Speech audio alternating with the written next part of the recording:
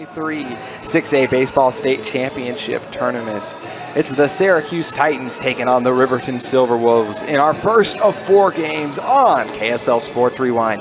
I'm JT Wistersill, excited to be with you on the call, which should be a great day of action. We could potentially have 4 teams eliminated and be down to our final 2 teams, or we could just have 2 teams eliminated and play 2 more extra games tomorrow. As I mentioned, we're getting it started here at 11 a.m. with this bout between Riverton and Syracuse. The winner of this one will go on to play American Fork later today at 4:30. The winner goes on, the loser, their season is over. This is the second meeting of our tournament between Riverton and Syracuse, and that first game was a great one, 7-6. Syracuse was able to escape with a late victory. While we have an opportunity, let's tell you a little bit more about these 2 teams. First, we'll give you the fielding.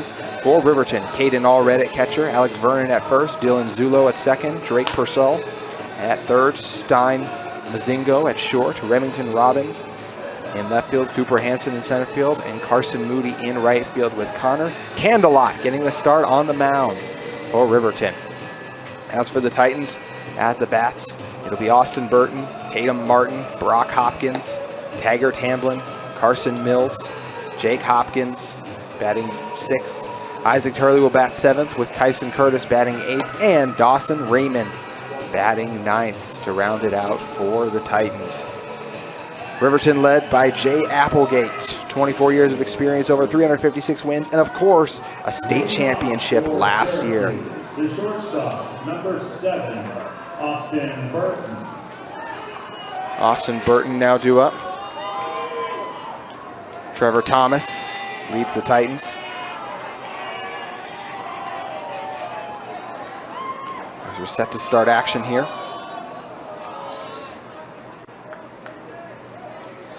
Ball delivery there. We'll bring it to 2-1.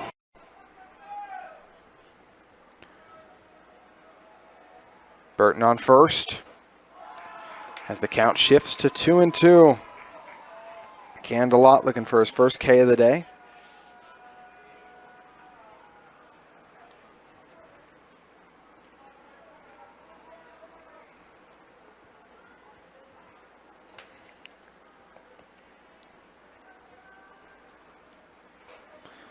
Inside delivery brings us to full count, just the second batter in the play here today from UCCU Ballpark.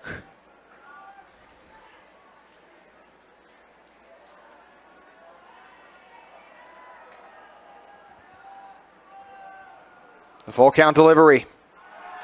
And Martin goes down swinging. The first strikeout of the day for Candelot. Burton still over at first, with Brock Hopkins now due up in the first bout between the Titans and Silverwolves. Hopkins, 3 walks in total, and was also hit by a pitch in that one.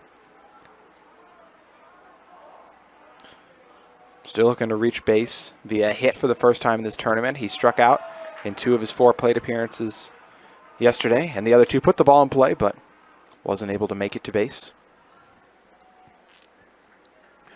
Riverton's followed up their state championship campaign a year ago, 19-6 overall in the season.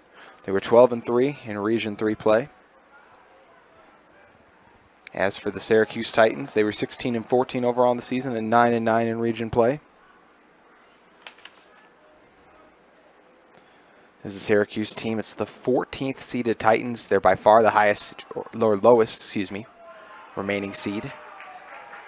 After they upset Fremont, used that momentum to then upset Riverton. They didn't have enough in them against American Fork, but now have an opportunity here to get another opportunity at taking down the Cavemen later today.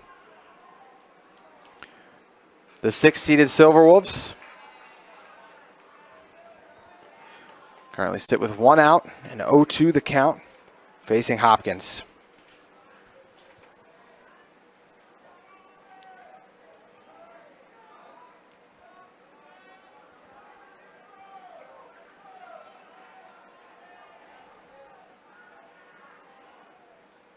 Hopkins hits a line drive that's fielded cleanly. Opportunity for a double play, and the Silverwolves are able to make it. So just like that, 2 outs will end the top of the first. A good start for the Silverwolves. They'll look to turn the defense into some offensive momentum when we come back on KSL Sports Rewind. It'll be Caden Allred The catcher leading off for the Silverwolves, followed by Zach Edwards with Drake Persall batting third. Alex Vernon will bat cleanup. Dylan Zulo will bat in the fifth spot with Carson Moody batting sixth, followed by Remington Robinson and Cooper Hansen and Stein Mazingo round out the order for the Silverwolves.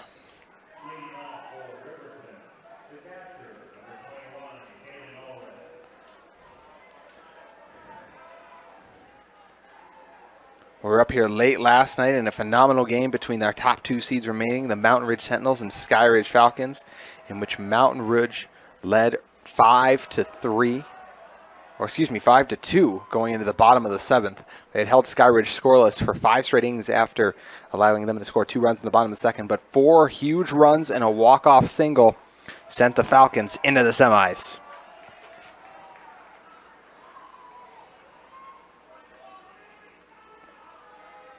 Two-0 the count.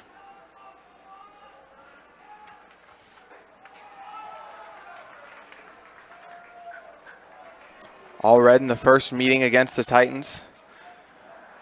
Flew out to the outfield in all of his at-bats, except for the final one, in which he safely reached base on a right rocket into right field. 3-1 the count, currently facing all red.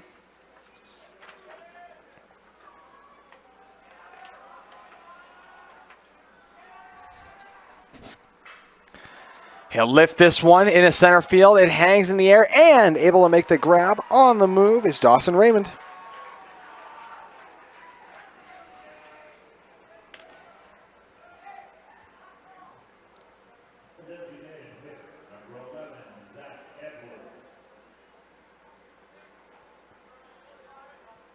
So I'll bring up Zach Edwards. Edwards in the first bout between these two foes. Launched one into shallow center field for a base hit in his first at-bat. Then fouled out to the catcher and was retired in his final 2 plate appearances. 1 out now in the bottom of the first.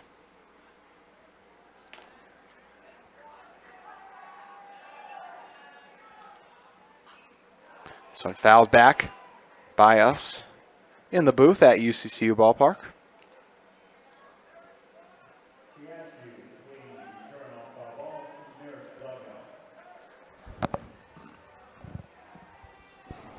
Syracuse landed in this game after struggling to turn the bats of American Fork. Silverwolves might have a chance at their first base hit, and they will, as Edwards lifted one into shallow left field and was able to beat the throw.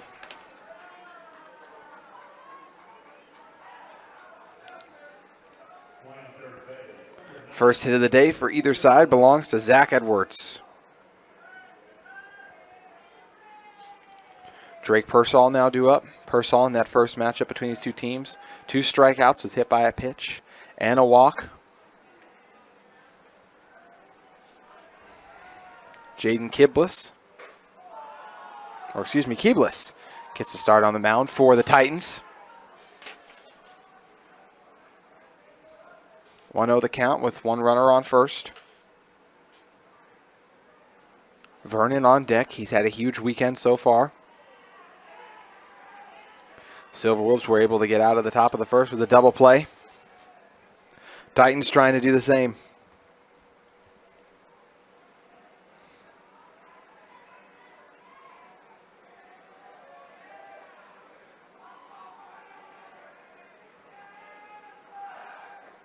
The low delivery pickoff opportunity is going to be unsuccessful as the diving Edwards reaches second safely.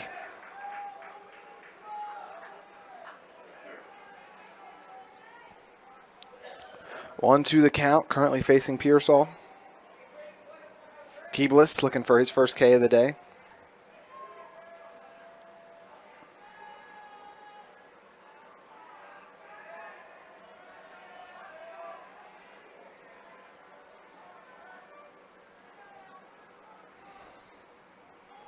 Pearsall pops one into foul territory.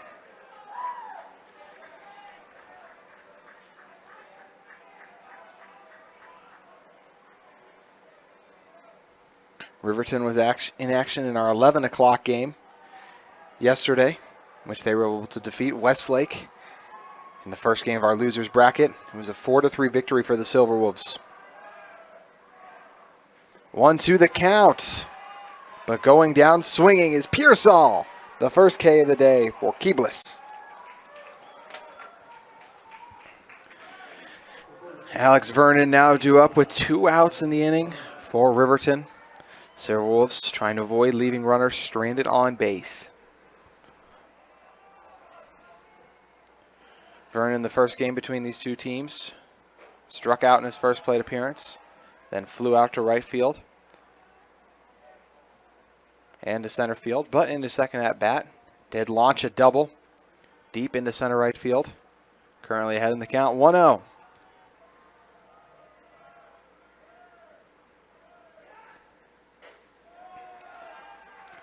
Vernon wisely lets the outside delivery pass. Titans trying to keep this one at a tie game after the first inning at 0. Vernon looking to bring in Edwards, still on second.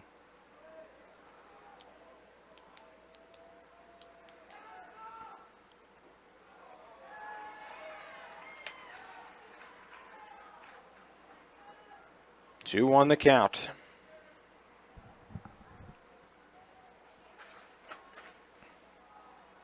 Dom Jontakis got the start in the first game for the Titans on the mound against the Silverwolves and was exceptional. This ball lifted into left field and it's caught. He lost his helmet, he's lost his hat, but didn't lose the ball. Jake Hopkins, the left fielder, retires burden on the fly ball and sends us into the second at UCCU Ballpark. 1 inning in the books and we remain knotted at 0. Due up for the Titans is going to be Taggart Hamblin, Carson Miles, and Jake Hopkins. Looking to jumpstart their offensive output. Hamblin, in the first game against the Silverwolves, struck out in his first at-bat. Then flew out to right field in the second, but did bring in a run in that one. Also struck out and hit into a double play in his 4 at-bats. Candelot was off to a good start. Hit the first batter he faced in Burton by the pitch, but was able to retire Burton and Hopkins. The Titans defense was after Mazingo stepped on second and got over to Vernon to complete the double play off a short.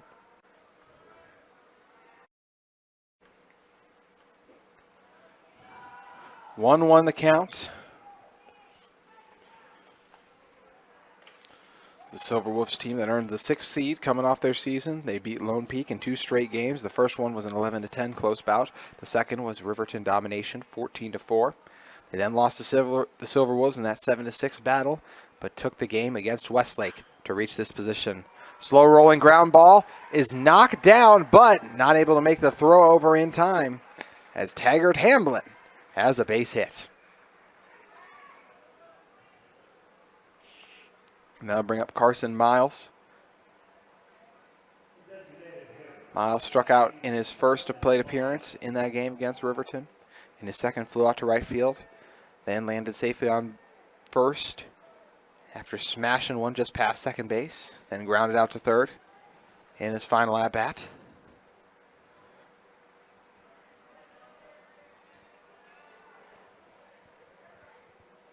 Miles shows bunt, pops straight up in the air, but lost it, did Allred, as he drifted to the left when the ball was heading to the right. 0-1 the count.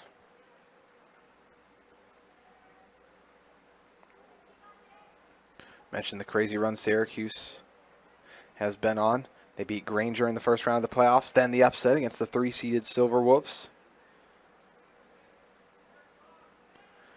Then they defeated Riverton before losing to American Fork to land in this game. Yesterday, Pleasant Grove and Westlake saw their season come to a close. One of these teams will see their season end today, as will our matchup between the Sentinels and Bingham Miners, due for 1:30, or just 30 minutes following this one. The bunt rolls slowly, and the easy out at first. So Mills retired on the bunt.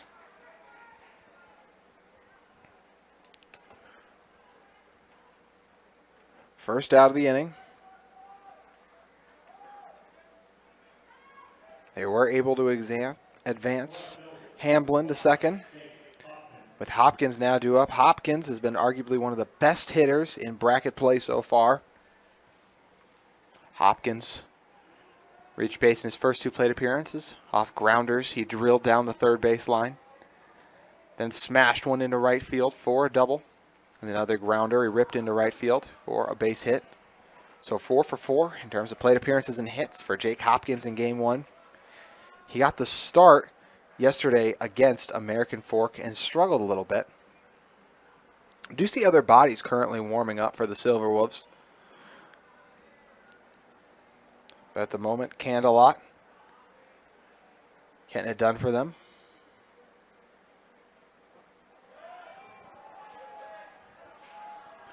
2-0 the count.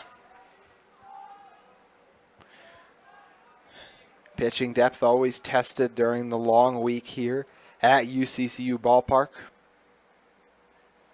These teams will be on to their 4th and potentially even deeper pitchers as they enter whichever team advances to our next game tonight at 4:30. While the team they wait, the American Fork Cavemen, will only be down to their 3rd.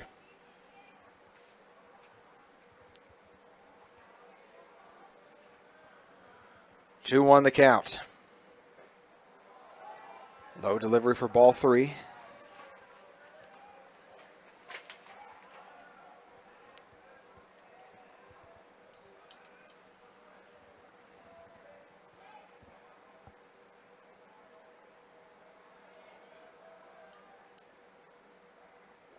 Candelot throws another ball to walk his first batter of the day.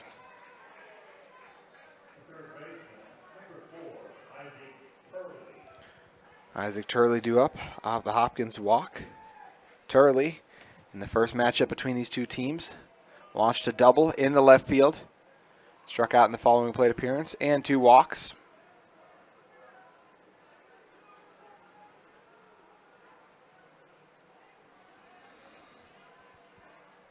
One out, 2 runners on.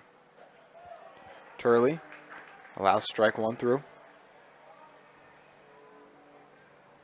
Kyson Curtis on deck. Dawson Raymond, the last batter in the order for Syracuse, in the hole.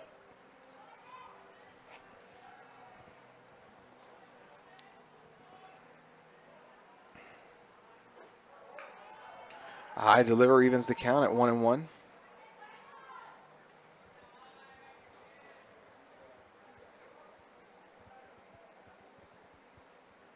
Syracuse and Bingham, the only 2 teams outside the top 10 remaining in our 6A tournament. Turley takes another hack, gets nothing. Now 1-2 in the count. Trying to avoid being the second strikeout for Candelot. Still just 1 out in the inning. Turley.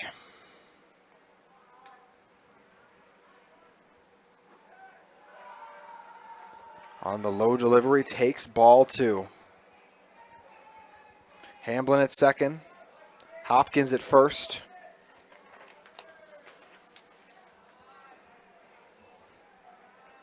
Candelot.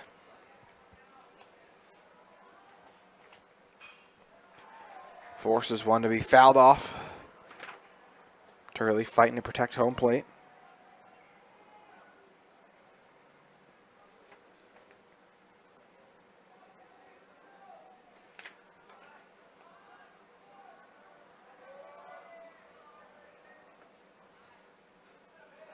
Reaching and fouling it off to continue to stay alive is Turley.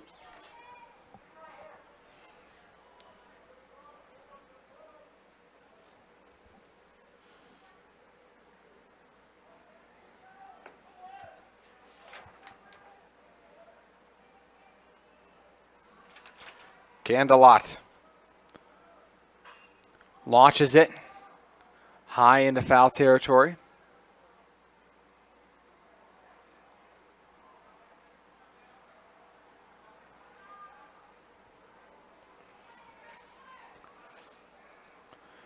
So the 2-2 count remains. Turley doing everything he can to try and keep the inning alive.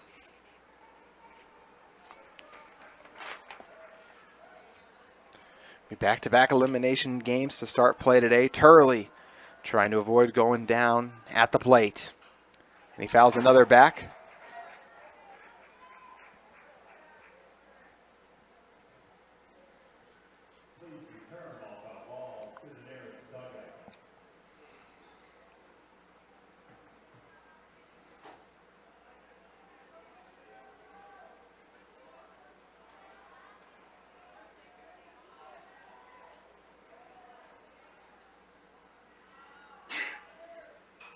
Turley pops it straight up in the air. High flyer hangs, and eventually easily collected by Mazingo at short.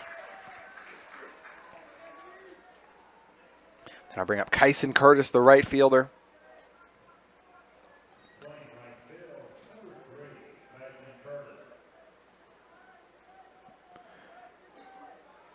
He was retired via a line drive in this first game. Also grounded out to short, then was replaced by Easton Hamblin, the pinch hitter in game 1 for the Titans. Trying to keep the inning alive here with 2 outs.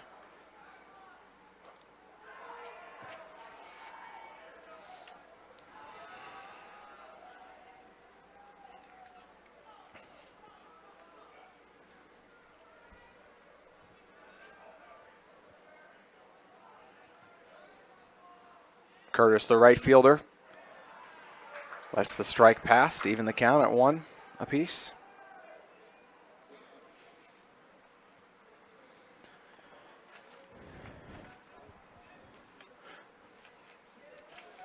Coach Thomas leads the Titans 6 years, over 60 wins in his career. 88 career losses. 1-2 the count. Candelot now a strike away from getting the Silverwolves out of the top of the second.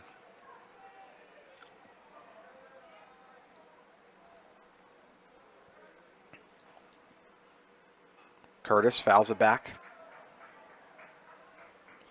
Count remains at 1-2. The Titans were able to force Riverton to leave a runner stranded on base. Silverwolves trying to retire Syracuse here and force them to leave 2 on.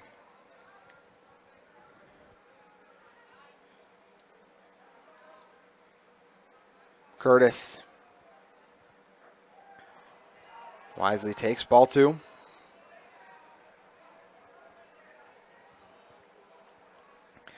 Taggart Hamblin at second. Jake Hopkins over at first. 2 balls, 2 strikes, 2 outs, 2 runners on base in the top of the second. Candelot slightly high on the delivery to bring us to full count.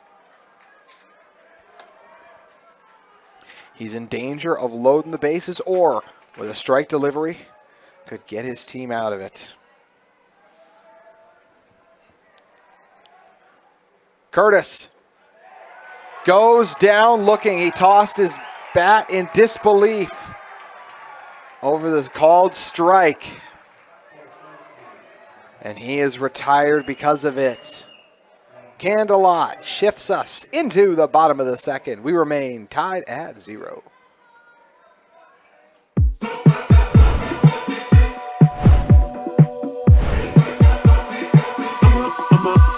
Okay.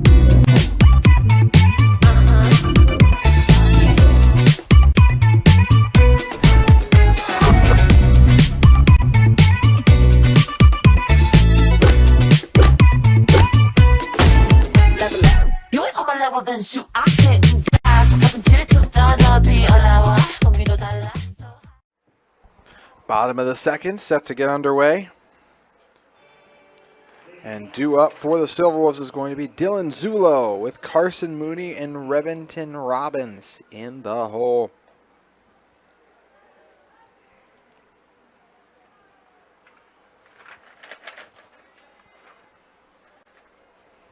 Keblis, the delivery, forces Zulo to bite on the first pitch. In the first bout between these two teams, Zulo struck out in his first plate appearance, then flew out to third base, then was hit by a pitch in his third, and launched a line drive into left field to bring in a run. Count currently at 1-1.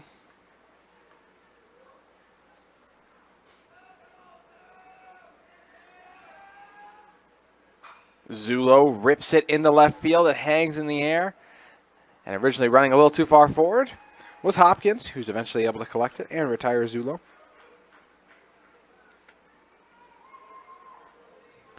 Hopkins secured the out on Vernon to end the bottom of the first and does the same again here. Moody, last time we saw him in the first game between the Silverwolves and Titans, a walk, grounded out to the pitcher, struck out, and reached base in his final plate appearance.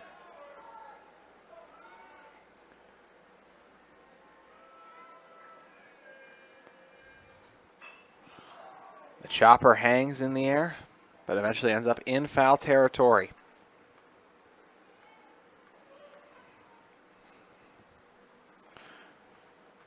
One and one the count. Mentioned the first game between Syracuse and Riverton. Syracuse scored 1 run in the top of the second, but Riverton would add 2 in the bottom of the second and lead the game for the first 5 innings. But going into the top of the 6th, the Titans found some offensive momentum. One of the key hits in that one we referenced was the 3-run homer by Austin Burton. But Easton Hamlin and Dawson Raymond also to bring in some big-time runs. 2-1 the count. So Syracuse would lead it 6-2 going into the bottom of the 6th. Riverton would score a run to make it a 6-3 difference heading into the 7th. 3-1 the count. Evening up, or excuse me, bringing us to full count is Carson Moody off the missed swing there.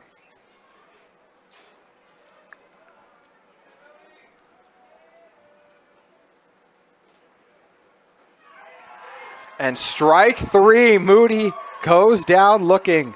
Had back-to-back batters not pleased with their called strikeouts. It's the second K of the day for Jaden Keebless. And I'll bring up Robbins. Robbins in the first game had a walk, which was retired to the pitcher, and struck out, and then reached base in his final at 1. What I forgot to mention with Moody was he also had the 2 strikeouts and then flew out into right field. Or excuse me, brought a run in to right field. 2 outs now, no runners on base. 1-1 the count. In the 7th inning between the Titans and Silverwolves is where things really got crazy. Syracuse scored an extra run that ended up being crucial. Low-hanging fly ball will end up in foul territory, just short of Hopkins, who was running after it. But the Titans scored that run in the top of the 7th, and it would end up being a very important one, as it allowed them to take that 7-3 lead. And even though Riverton scored 3 runs in the bottom of the 7th, they would leave 3 runners stranded on base as they just fell short of completing the comeback and allowed the 14th seeded Titans to topple the Silverwolves in their first bout of bracket play. 1-2 the count after the foul off. Ground ball is launched right past Keebless and into center field. So a base runner on. It's the second base hit of the day for Riverton, as Robbins reaches first. Cooper Hansen now due up. Hansen reached base safely in his first plate appearance before fouling out to left field. Also brought in some runs in his final 2 plate appearances after ripping a ball into right field to bring in a run, and brought in a run via the walk.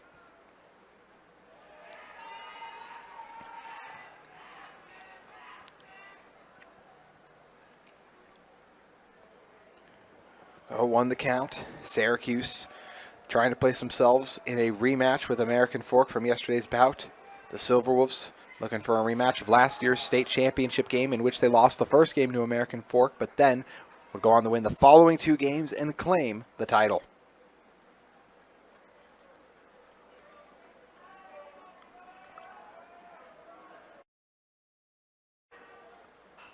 One and one the count. This one popped into foul territory to bring the count to 2-1. Jaden Keebless looking for his 3rd strikeout of the day. Through 8 batters, see if he can deliver a strike delivery this time. Trying to steal second and not going to be able, and doing so successfully, is Robinson. So Robinson over to second now. So an opportunity for Hanson, if he could really get a hold of it, to potentially bring in the first run of our game here in the bottom of the second.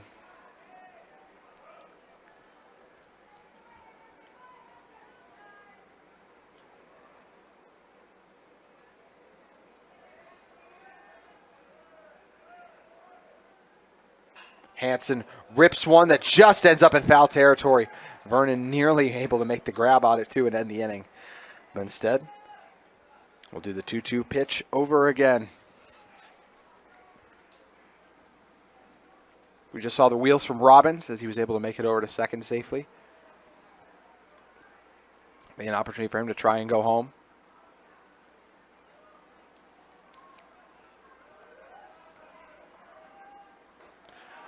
Full count. The Titans left 2 stranded on base in the previous inning. Silverwolves trying to avoid leading Robinson stranded on second. Keebless forces another to be fouled off. And it'll just be unplayable.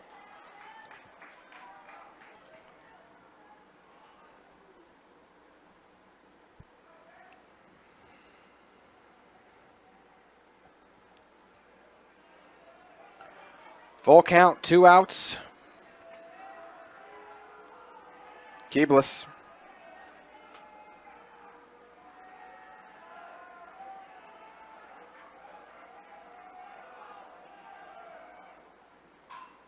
This one launched into right field, giving chase, and able to make the grab in center field was Dawson Raymond.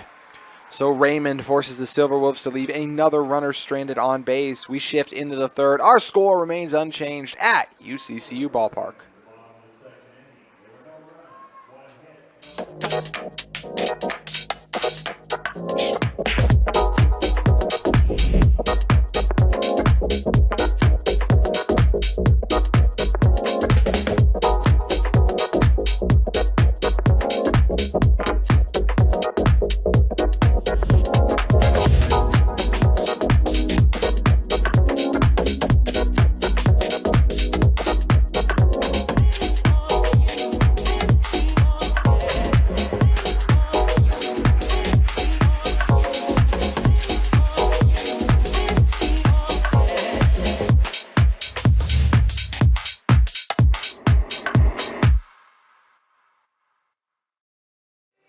Third inning action on deck on KSL Sports Rewind. A reminder, we have you covered for not just the 6A, but the 5A State Championship Tournament 2. Dusty Lister has you covered down at BYU. We also have the state lacrosse and soccer tournaments available to stream on KSL Sports Rewind. Dawson Raymond, the last batter in the order for the Titans, due to bat. This ball's ripped straight up in the air, sky high, and making the grab is Pearsall in foul territory. Mentioned Raymond brought in a run in that first go-around. Also brought in one of the late runs via a walk in the Titans' last battle with the Silverwolves. But he fouls out that time to bring Burton up for the second time.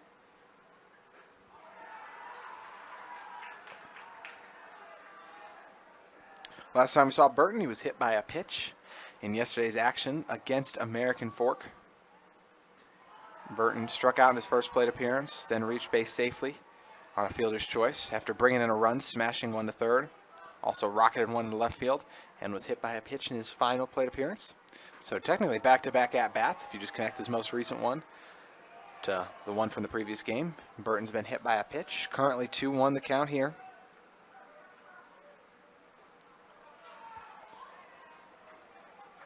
Count now goes to 3-1.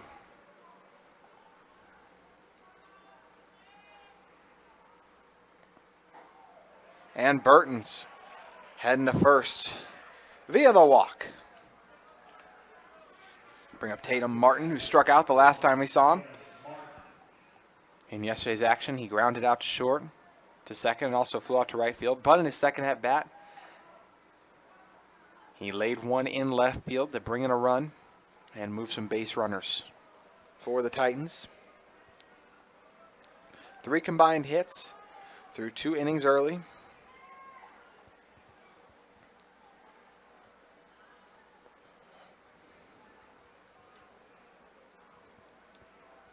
Martin.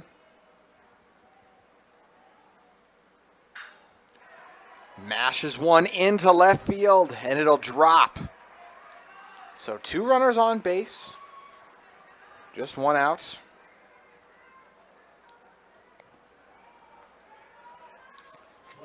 So Martin with the second hit of the day for Syracuse.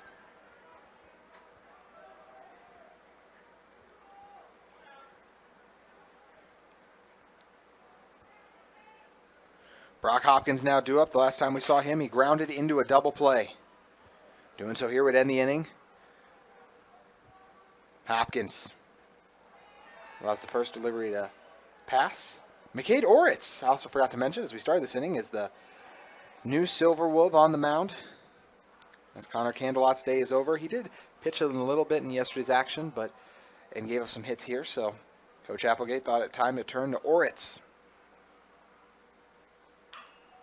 This ball's launched, and it's going to drop. So bases are loaded for the Titans. They're in a great position to take another lead. Do see some action and some pitchers actively warming up in the dugout for the Silverwolves. In fact, we'll have a quick time as they try to talk over how they want to play this.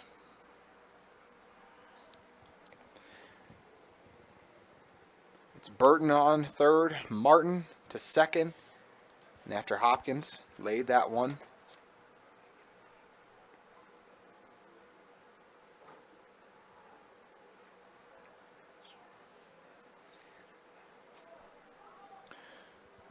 So discussing things on the mound. 3 runners on base.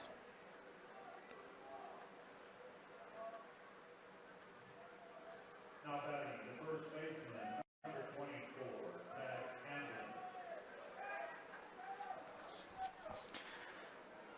Taggart Hamblin now due up. With 3 runners on. Last time we saw Hamblin, he had the first base hit of the day. Still just 1 out in the inning. So a base hit here would bring in some runs.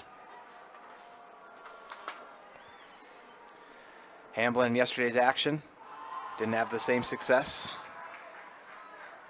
as he's enjoyed earlier today. So he already has a base hit here. Mentioned Hamblin drove in a key run in the first game between these two teams and has an opportunity to bring in the first run.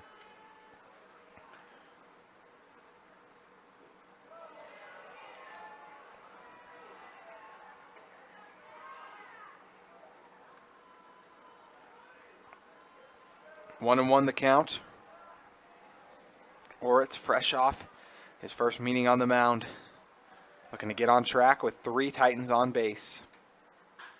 This ball's lifted into left field. It's collected. A tag-up opportunity.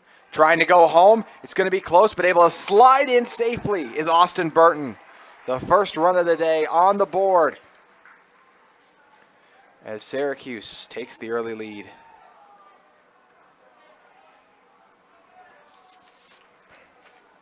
So 2 outs now after the sacrifice fly from Hamblin.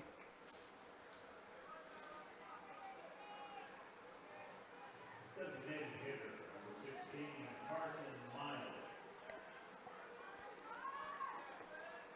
So Hopkins still at first. Martin still residing on second.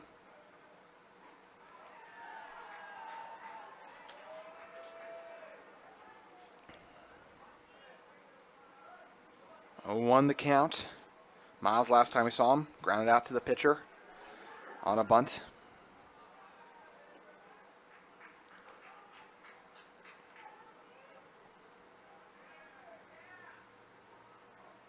Miles in yesterday's action struck out after coming in to pinch hit for Kyson Curtis.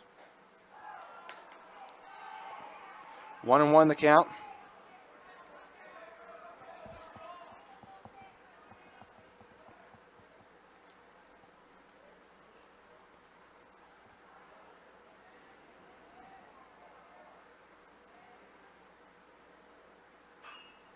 This line drive is going to land there. And it's bringing in a run for Syracuse. On the double from Carson Miles. It's now a 2-0 Titans advantage.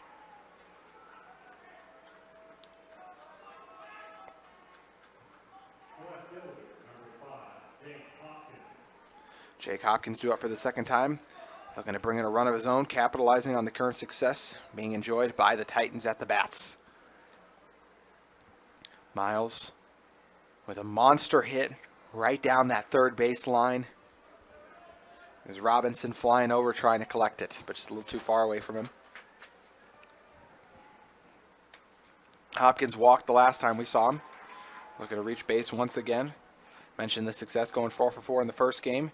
In the second, grounded out to third, but reached base in his other 2 plate appearances after rocketing one into right field to bring in for a double himself and to bring in a run. This chopper fielded cleanly off the dub. The throw over to first is successful.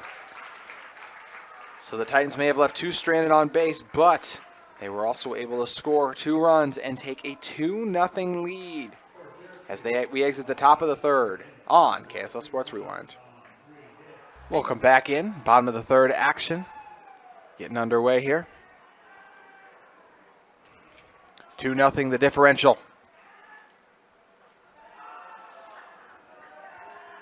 Hopkins grounded out to first on the fielder's choice to end a very productive top of the third.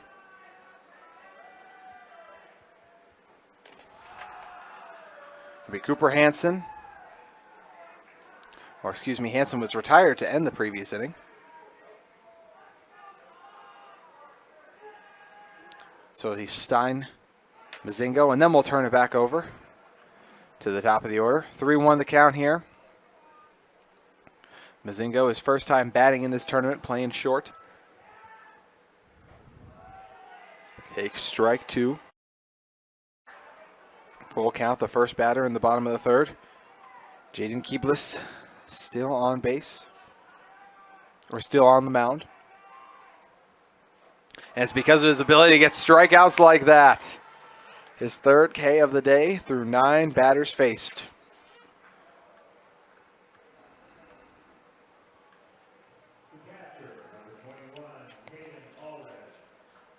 Caden Allred due up again. Flew out into right center field the last time we saw him.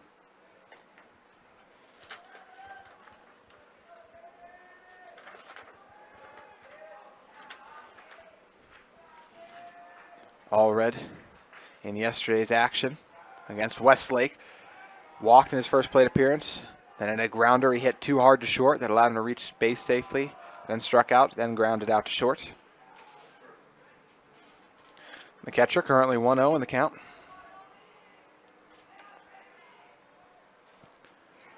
A reminder, we'll have another game up immediately following this one at 1:30, as it'll be a rematch between Mountain Ridge and Bingham. The Sentinels took the first game 10-3, but lost in a late-night thriller to Skyridge as this ground ball breaks through. And it'll be a base hit for Allred.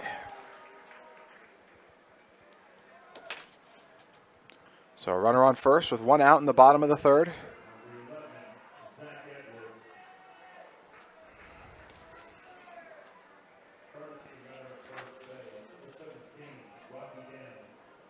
Edwards ripped one in down to third base the last time we saw him. Now back up here. Edwards in yesterday's contest flew out to center field, popped out to second, but did land on base after he crushed one into right field. Then reached base safely on a well-hit grounder right up the middle of the field.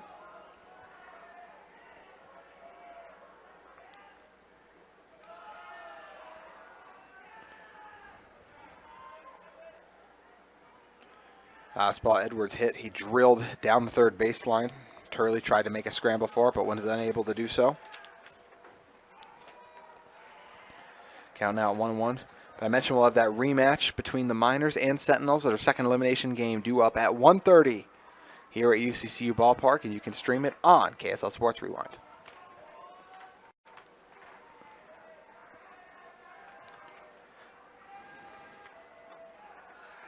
High delivery, pickoff attempt is going to be unsuccessful.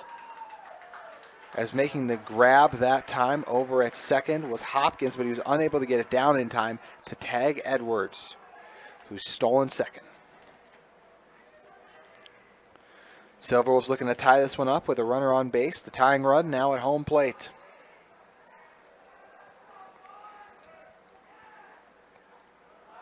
Outside delivery for ball 3. Keebless trying to regain his momentum.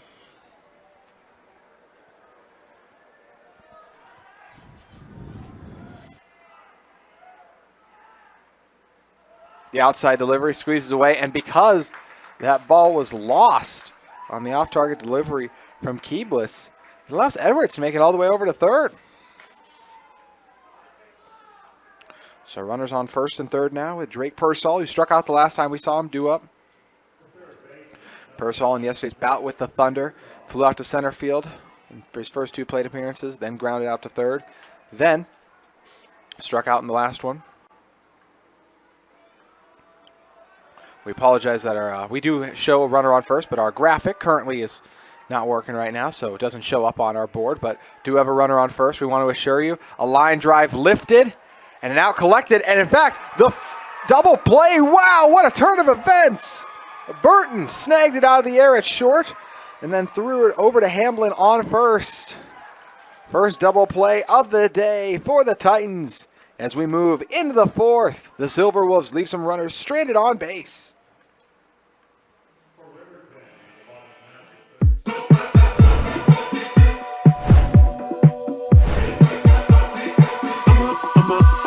Okay.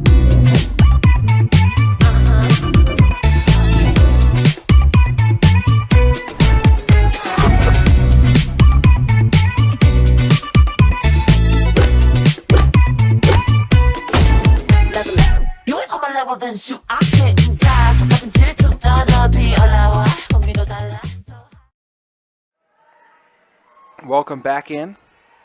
2-0 the advantage still for Syracuse. Top of the fourth action, getting underway.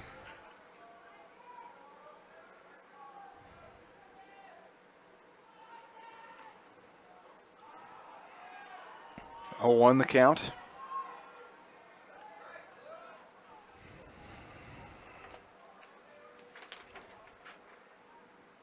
McCade Oritz still on the mound. And on the high delivery that time, an overthrow from Pearsall. It's going to turn into a double, but even a triple. They're going to set it in. They thought about trying to set it home, but instead he's going to slide it to third. Wow, what a turn of events as Turley able to tee one off and land on third.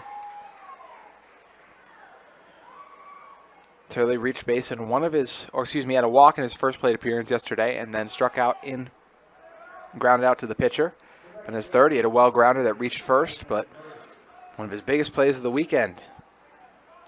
In that line drive that took a bounce before reaching Pearsall, and then due to the throwing error, the first error of the day, now have a runner on third.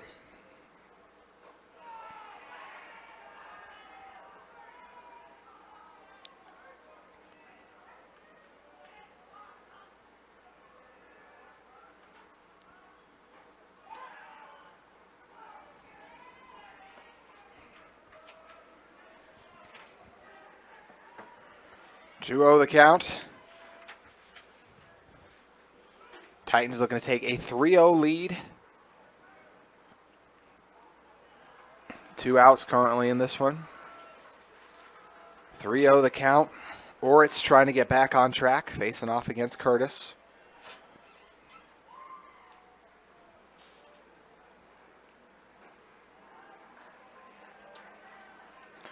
Curtis did rip one into right field in his first plate appearance against American Fork yesterday before striking out in the second.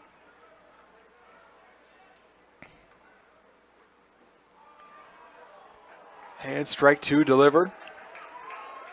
As a frustrated Curtis. We had that last time happen too, where he was in disbelief on the strike delivery and was already headed down first as he was forced to turn back. Full count, Curtis. Fouls it off.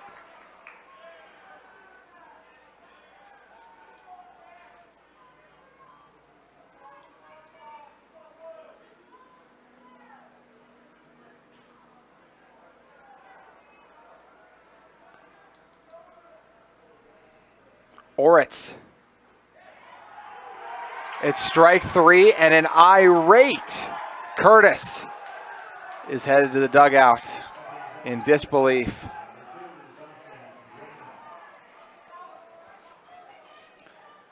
So back-to-back full count Ks for Curtis.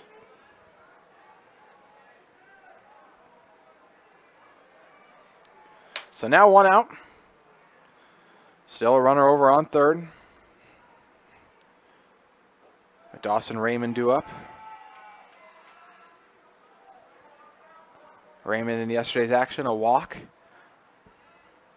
Then a strikeout. And then a bunt. He was retired on first, but advanced his teammates. 2-0 the count. Was Oritz's first strike of the day. And it comes at a good time with his team. Potentially surrendering another run.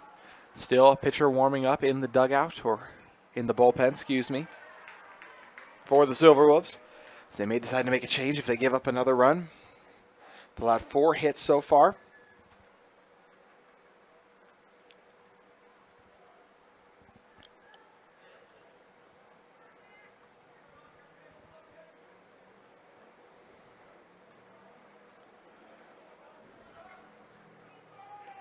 Two on the count in the top of the 4th.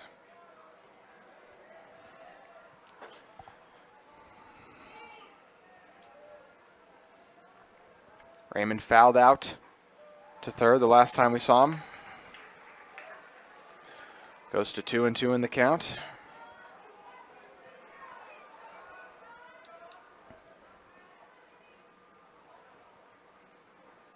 Raymond goes down swinging. Back-to-back strikeouts. Moritz.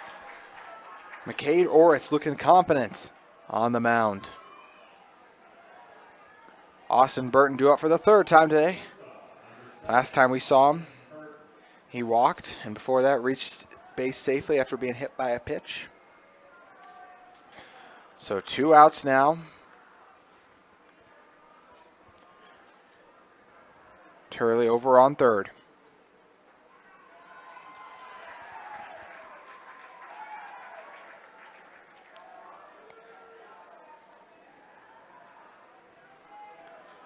Oh, 0-1 the count. Burton fouls it off to go to 0-2 in the count.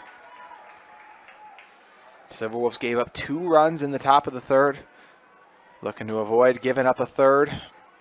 And it could all come on the strike delivery right here from Moritz.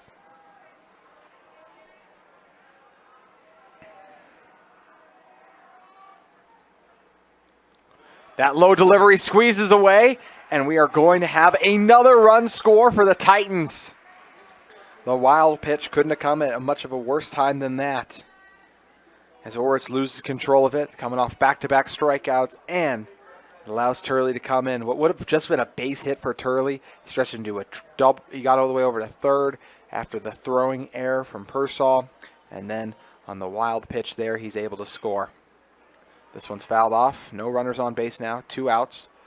But the difference is 3-0 for the 14th seeded Titans as they currently lead last year's reigning state champions and this year's 6th seeded Silverwolves. Popped up straight in the air. Called for. And collected. Coming off of short to field that one was Mazingo. We move into the bottom of the 4th. A 3-0 lead for Syracuse over Riverton. 3-0 the difference in this one. Silverwolves offense has been stifled time and time again. They've had a runner reach base in a few previous innings, but just haven't been able to bring him in.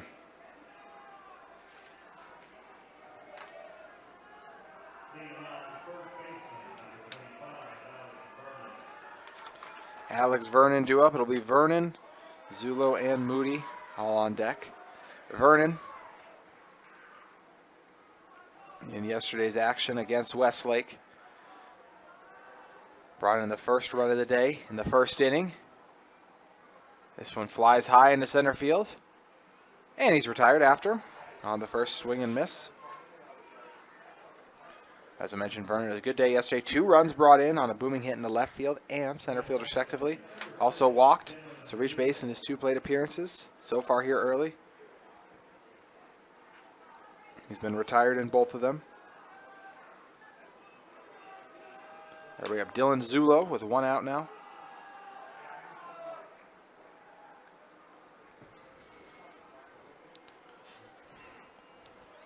Zulo flew out in the left field the last time we saw him.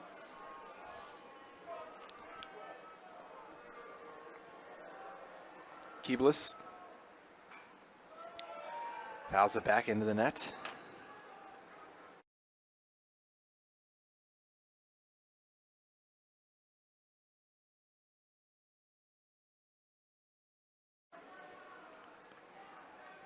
One the count. This one's going to end up in foul territory. Vernon unable to chase it over in time. The loser, their season will be over in this game, and the winner in action at 4:30, taking on American Fork. If American Fork wins, they will officially be in the state championship. If whoever the winner of this game wins that game this afternoon, then we'll have another one tomorrow. Ball fielded cleanly off the hop, and Turley makes the throw over to first to retire Zulo for the second consecutive at-bat. We have Carson Moody, who struck out the last time we saw him. It's the Riverton team we saw in the previous game. They were originally trailing by a lot in that one, entering the final frame, though, so you can never count them out, even if their offense is struggling a little bit right now.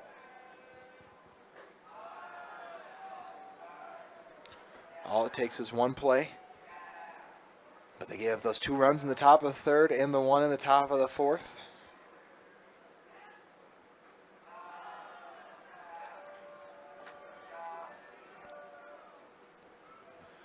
Two the count.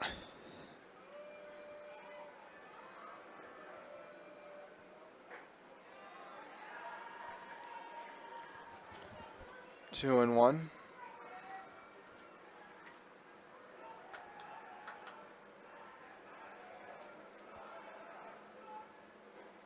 Swing and a miss for Moody. Count goes to 2-2.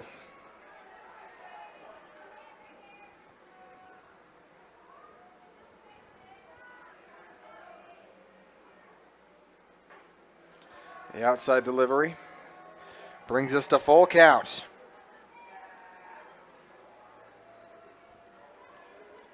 Moody struck out the last time we see him, trying to reach base here. Keebless forces a fly ball that hangs in the air. It's called for and collected off third by Turley. Titans get in and out of the 4th extremely quick. We're on to the 5th on KSL Sports Rewind.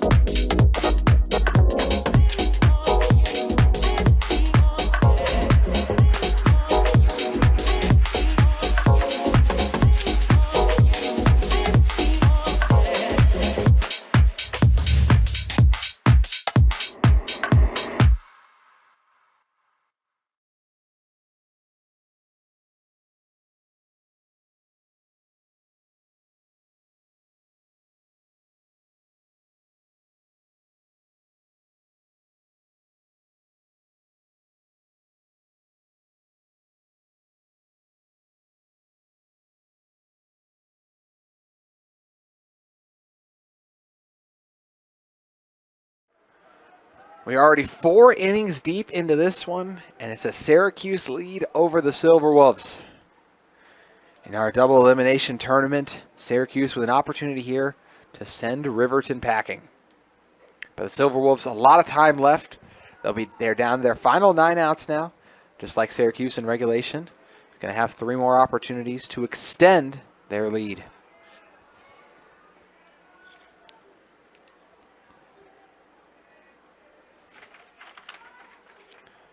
Tatum Martin up to bat for the 3rd time today. Last time we saw him, launched a line drive into left field.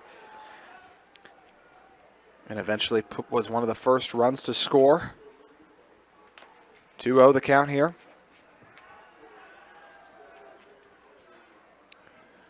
Martin struck out in his first plate appearance. And on the outside delivery there, he's able to walk over to first. He's reached base in 2 of his 3 plate appearances now.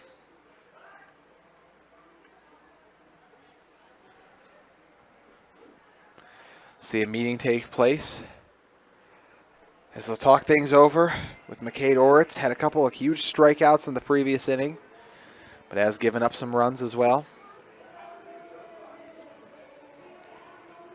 So it looks like they are going to turn to a new pitcher. We'll see who the Silverwolves call on when we come back to UCCU Ballpark. For the second time this week, the Silverwolves turn to Easton Hicks on the mound, who's looking to get it done for his squad as they currently trail 3-0. They're going to lead a few defensive stands to get back into this one, but a 3-0 deficit isn't anything crazy. As we discussed, this is a Syracuse team that came back in that last game against Riverton. They scored 3 runs in the bottom of the 7th and nearly had more after they loaded the bases up. So it's a 6th-ranked team for a reason. Their offense capable of getting hot at the right time. So even though they trail 3-0, still a lot of time left in this one. Brock Hopkins due up.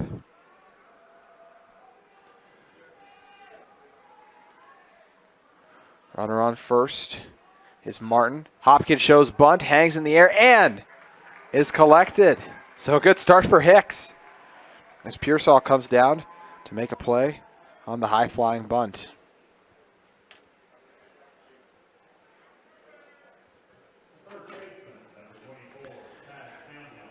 Taggart Hamlin now due up. Last time we saw him, grounded over to first in his second plate appearance, flew out to right field.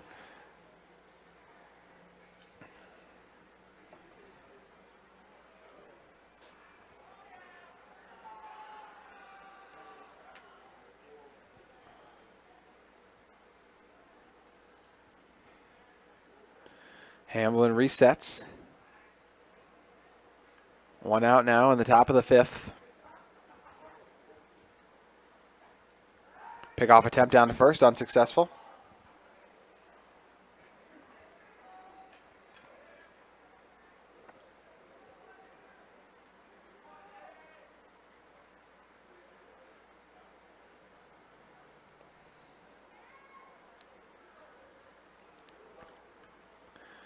Count now at 2-0.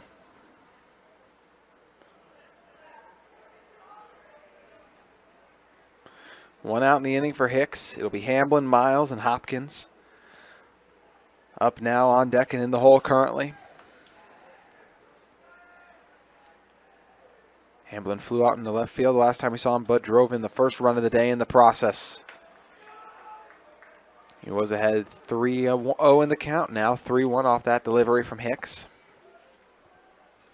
Do see more pitchers currently staying warm for Riverton, trying to keep their chances of repeating as state champs alive. And on the high delivery, Hamblin's heading over to first via the walk. So 2 runners on base now. And that'll bring up Carson Miles, the DH, who brought in the second run of the day after he launched one into right field for the RBI. It was a double for himself. Pinch runner heading over to first for Syracuse is number 6, Dallin Mickelson.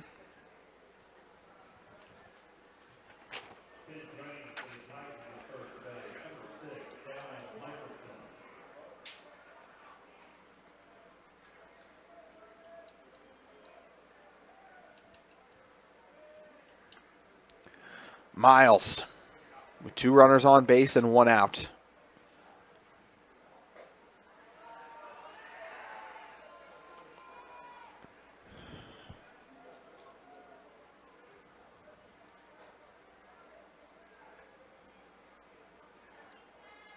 One 0 the count.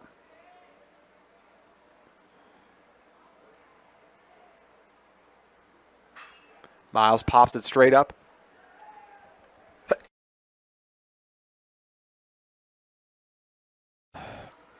They're able to get the second out on the tag up opportunity. Heading over to third in the process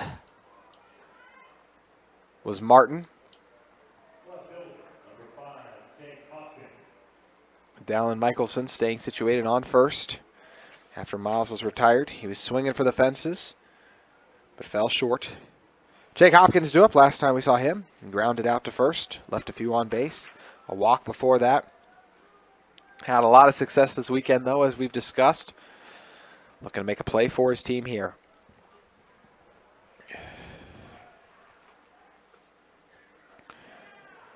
Hicks, one deliver away from getting his team out of it, but they're trying to avoid trailing by 4 runs if they were to surrender a hit here. Martin on third, 0-1 the count. The low delivery squeezed away for a moment as Allred calmly and coolly collects it, but in the process, it allowed Michelson to make it over to second.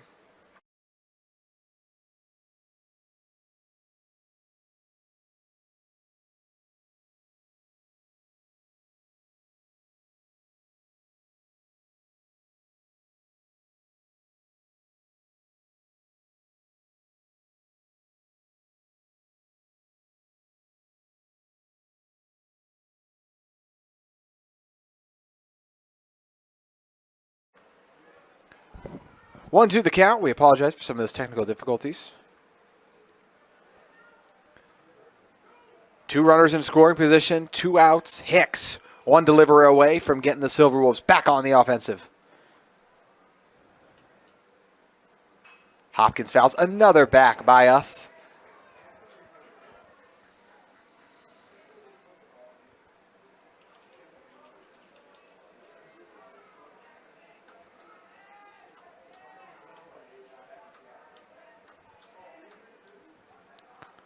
One, two. Ground ball. Deflects off the glove. Will it bring in a run? It will. The 4th run of the game scores for Syracuse.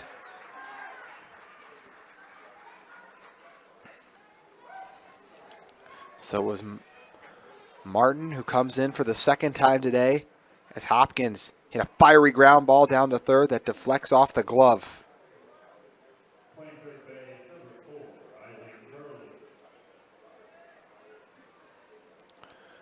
So the RBI, and it also allows Michelson to make it over to third. Mazingo came over to help out. Didn't want to rush the throw over to first and risk it being out of control and scoring another run, so just decided to hold on to it. Turley due up now. Made it safely to, he had the base hit the grounder last time we saw him, but he was able to stretch it and get all the way over to third on the throwing error over to first. Turley in his first plate appearance grounded out to short. 0-1 the count. Turley trying to help the Titans take a 5-0 lead.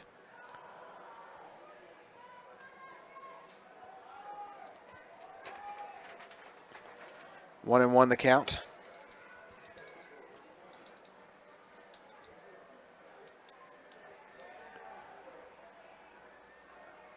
Turley chops one. It's fielded on the bounce. They make the throw over to first to get out of the inning. So the Silverwolves force the Titans to leave 2 stranded on base, but not before another run is added. 4-0 the differential. Syracuse in front of the Silverwolves. Bottom of the 5th. Up next on KSL Sports Rewind.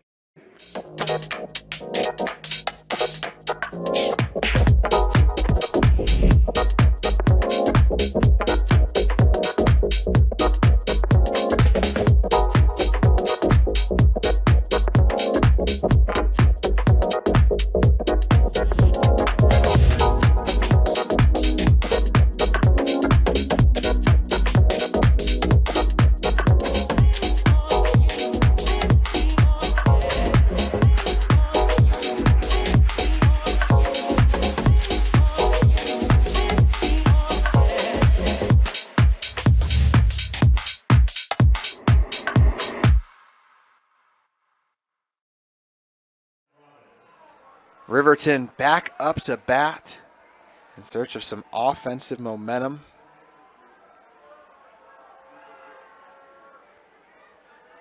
They've gone scoreless through the previous 4 innings. Remington Robbins, Cooper Hansen, and Stein Mazingo trying to sort things out for the Silverwolves. 1-0 the count. Keebless continues to be sharp.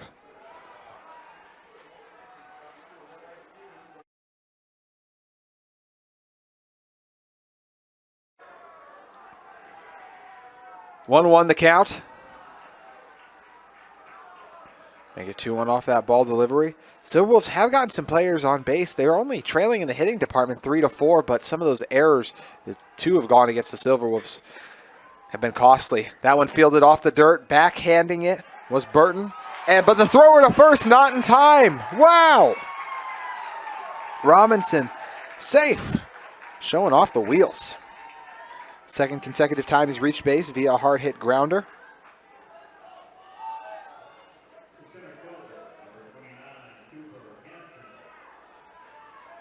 Cooper Hansen now due up.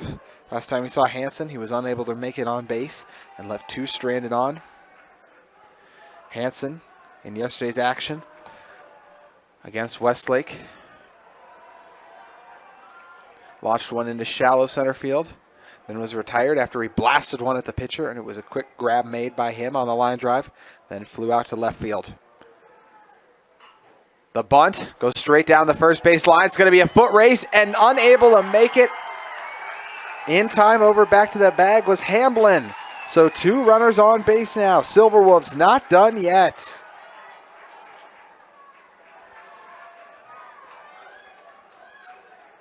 The bunt worked to perfection. Would have been close if Keebless would have been able to beat Martin in the bag, but I don't think he would have been able to.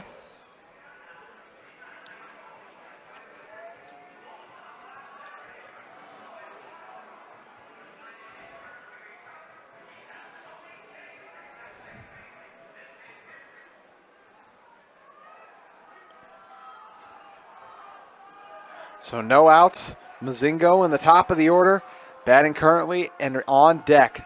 A bunt attempt, once again, right up the middle. The slow throw is off target! Leads to a collision on first. That ball is all the way over in the corner, and it's going to score not just 1, but potentially 2 Silverwolves, as making it safely across home are Robinson and Hansen.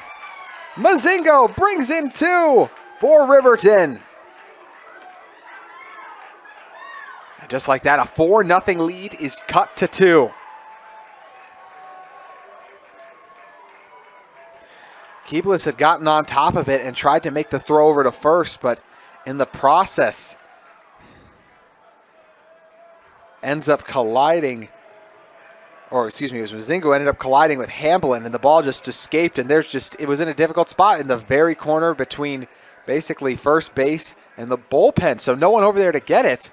And so allowed the other 2 base runners to score. So still no outs.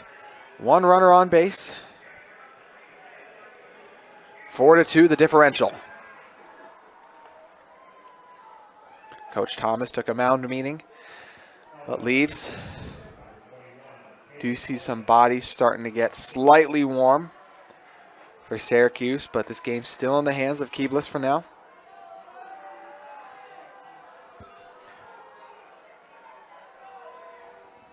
Allred, batting for the 3rd time today, flew out to center field in his first plate appearance, and then blasted a grounder right up the middle to reach first in his last plate appearance. Mazingo on first. 0-1 the count. Silverwolves scored their first runs of the game here in the bottom of the 5th. Allred calls for the time.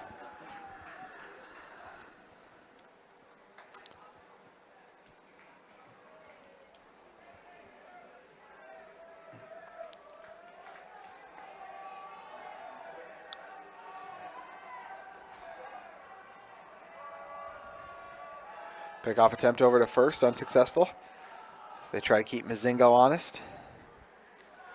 Coach Applegate and Thomas leading their teams to a lot of success this season, especially come postseason time.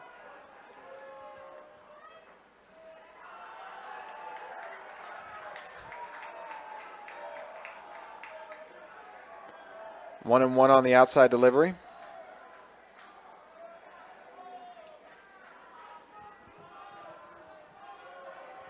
All red.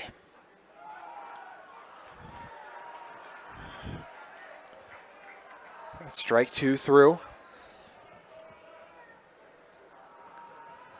1-2 the count.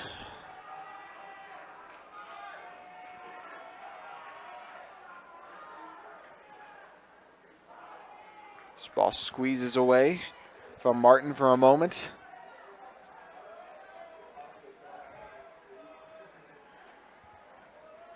Two the count with one runner on base. No outs. Bottom of the fifth. Silverwolves already cutting to the deficit a little bit here. The tying run now at home plate. Now way outside on the delivery over ball 3. Geblis so strong for so much of today. Struggling a little bit here in the bottom of the fifth. He held the Silverwolves scoreless through 4, but they started to find some success in the bottom of the fifth.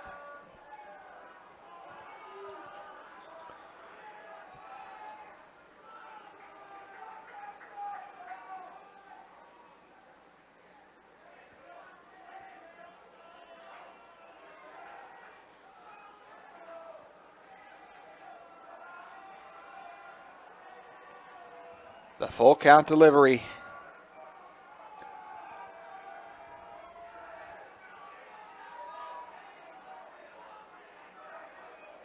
And they'll reset and do it again in a moment.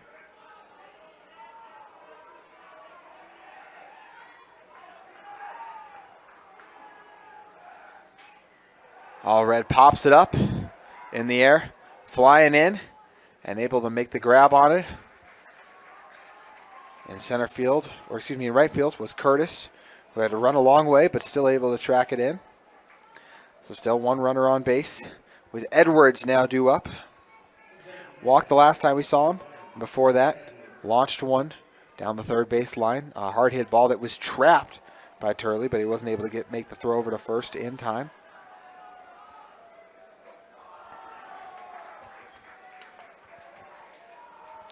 High delivery there, as both these teams try to keep their seasons alive.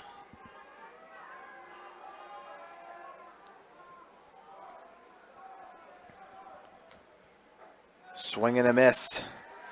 Count goes to 1-1.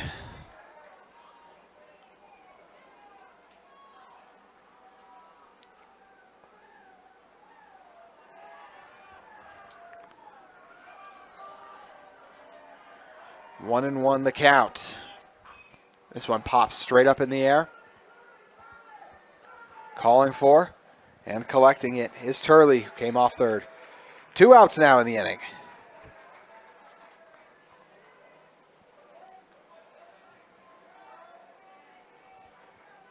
A reminder, stay with us for the 6th of the 7th innings coming up next. We had a combined 6 runs scored in the bottom of the 6th in the previous game between these two teams, and a combined 4 runs scored in the bottom of the 7th. So 10 runs in just 2 innings. Could be in for another exciting finish here at UCCU Ballpark to begin day 3 of bracket play. 1-0 the count.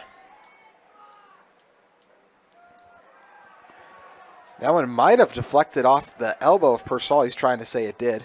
Last time we saw Persall, he drove a line drive over to short, and it ended up turning into a double play off the placement from Burton. Strike 1 delivered, 2-1 the count with 2 outs.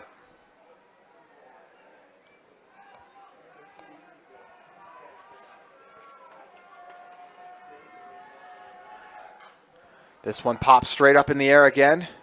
Vernon looks to be on top of it. He's calling for and able to collect it. Titans finally take care of the Silverwolves, but not before 2 runs were added. So 4-2 the difference. Can the 6th-seeded Silverwolves keep their season alive, or can Syracuse hold on for the win and keep their season alive? Stay with us at UCCU Ballpark to find out. Easton Hamblin pinch hitting for Kyson Curtis.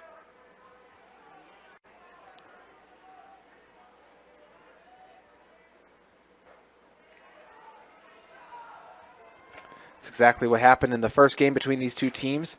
And late in the game, it's when we saw 1 run driven in off of a rocketing ball into right field, courtesy of Hamblin coming in to pinch hit. Hamblin also walked in that game.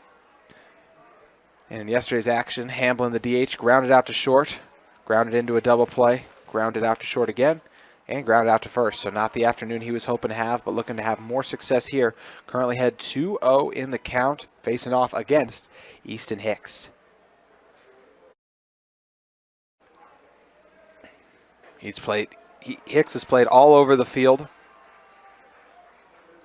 for the Silverwolves. He's batted a little bit and moved around a couple times. Just walked his first batter on 4 straight ball deliveries there to begin playing the top of the 6th. Last time we were in the top of the 6th, the Syracuse Titans, as I mentioned, scored those 5 runs to really turn the game on its head. And this was the stretch that was so effective for them in that contest, too. It was Hamblin, Raymond, and Burton who each drove in a run, and then Burton himself was the one who had the 3-run homer he ripped. And Hamblin, Raymond, and Burton all due up to face off against the Silverwolves defense this inning. Syracuse looking to keep their Cinderella run alive. The Silverwolves trying to vie for an opportunity to repeat as state champs. Dawson Raymond struck out the last time we saw him, and before that fouled out. Pickoff attempt down to first, going to be unsuccessful. 1-1 the count. No outs to begin the top of the 6th.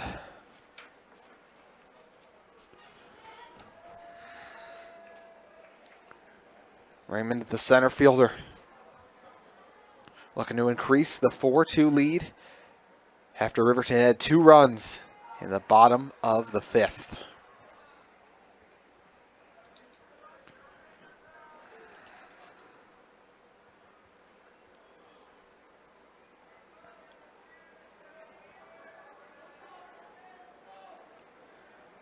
Two-one the count. Strike 2 on the low delivery, or excuse me, the dead center delivery. Hicks in search of his first K of the day. Could get it here against Raymond. Raymond trying to avoid striking out in what would be back-to-back plate appearances. High delivery brings us to full count. Hamblin just walked. He's over on first. There are multiple pitchers currently warming up in the bullpen for Riverton. Hicks trying to remain on the mound for the Silverwolves.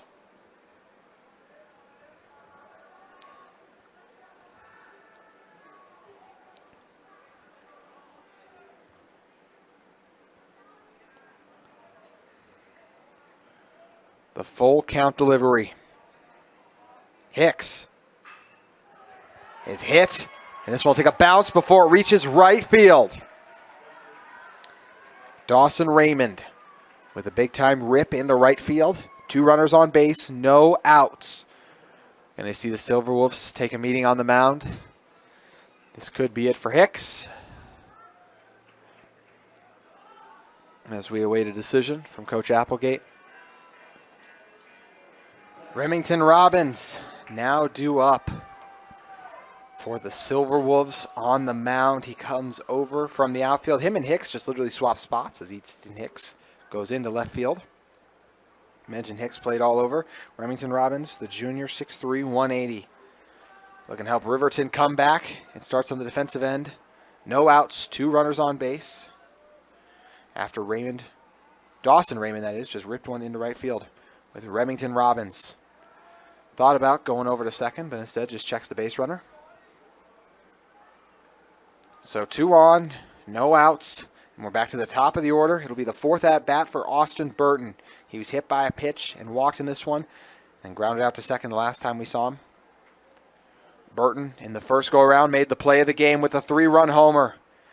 Can he make another game-defying play here? He'll go with the bunt. It's fielded cleanly by Robinson, who's going to check over to second first, but then just decides to head over to first.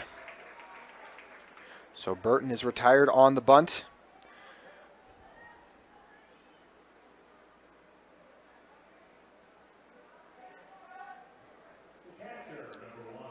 Tatum Martin now due up with Hamblin and Raymond shifted in even stronger scoring positions on third and second respectively. 1 out in the inning. Robbins facing off against Martin. Walked the last time we saw him. Before that, launched a line drive into left field. Doing so here could bring in some runs to make this a difficult comeback for the Silverwolves to mount. A reminder, we'll have another game due up when the 13th seeded Bingham Miners take on the 5-seeded Mountain Ridge Sentinels. 0-1 the count. This one's fouled off to make it 0-2. Robbins has been dialed in since taking over. Trying to retire Martin here in a moment. And it looks like shaken up after that was Caden Allred, who's holding his arm right now. He appears in a lot of pain. They're tending to him at the moment. I assume he's going to try to stay in the game, but we will see as he looks pretty shaken up at the moment.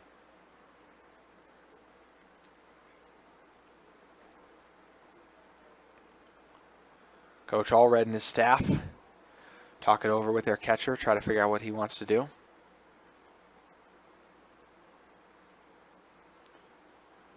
Looks like he's trying to shake it off, regain himself, and wants to stay in the game with the Silverwolves season on the line.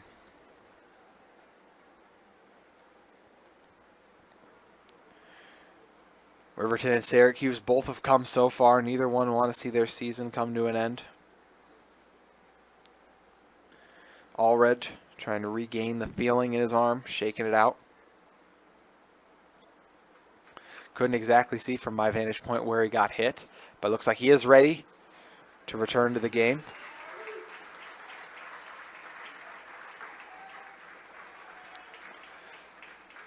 Silverwolves, the reigning state champs. Still trailing by 2. Need a defensive stand to make sure it stays with a run differential of just 2.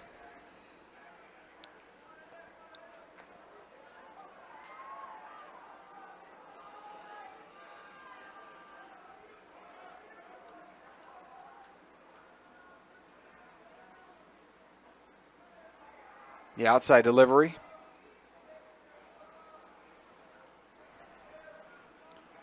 For the 1-2 count.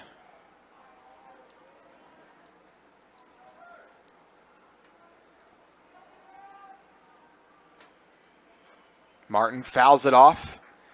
Back into the net. The count will stay at 2-1. Remington Robbins looking to get the out here. Get his team one step closer to retiring Syracuse in the top of the 6th. The curveball goes too far to the outside there to even the count at 2-2.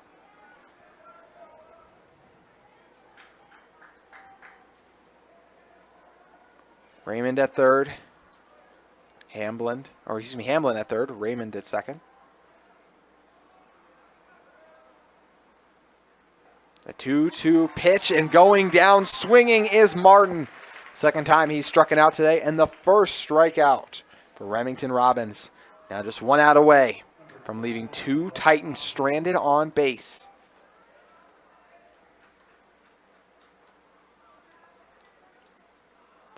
Brock Hopkins due up now. Hopkins was retired at first off a line drive as he launched one into a double play. Made it safely to first last time we saw him, as he shocked one into shallow field, and then had a high-flying bunt that ended up sailing directly to the closing third baseman in Persall. 1-0 the count on the high delivery, now 2-0.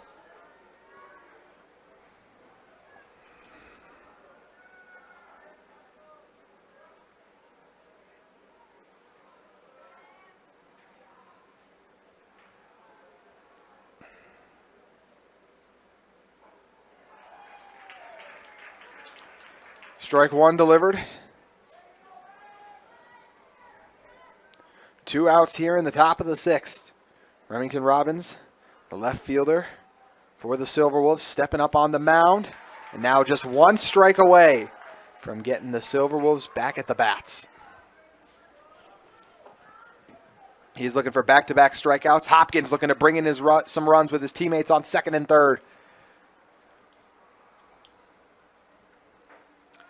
And the outside delivery will bring us to full count. Huge moment here in the top of the 6th.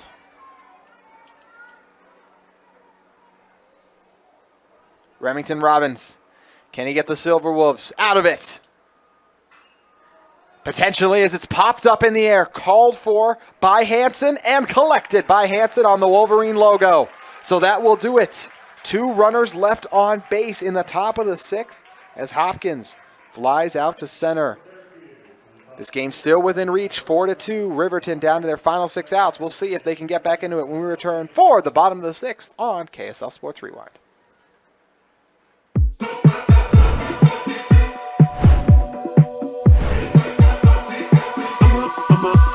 Okay.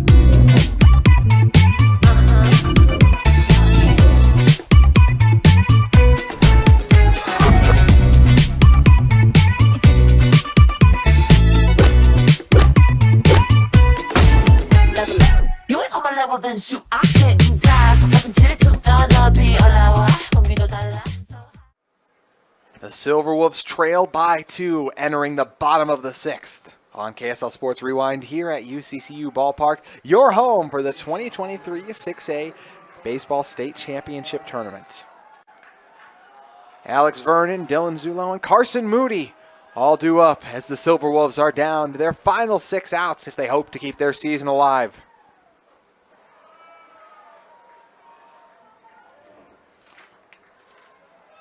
Vernon, the first baseman, his day so far. He's flown out in the left field in his 2 previous plate appearances. Drove in some big runs in yesterday's win against Westlake.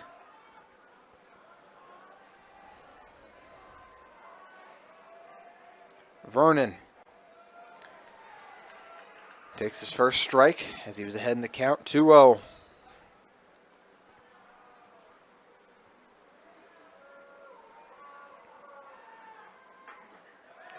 Slightly high delivery for ball 3.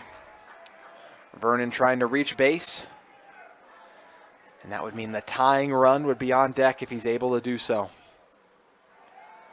Strike 2 delivered. Vernon looking to reach base for the first time today.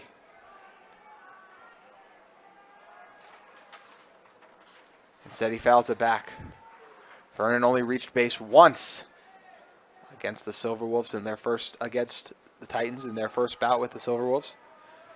A full count delivery in the bottom of the 6th. Swinging and missing is Alex Vernon. Jaden Keebless with a huge K.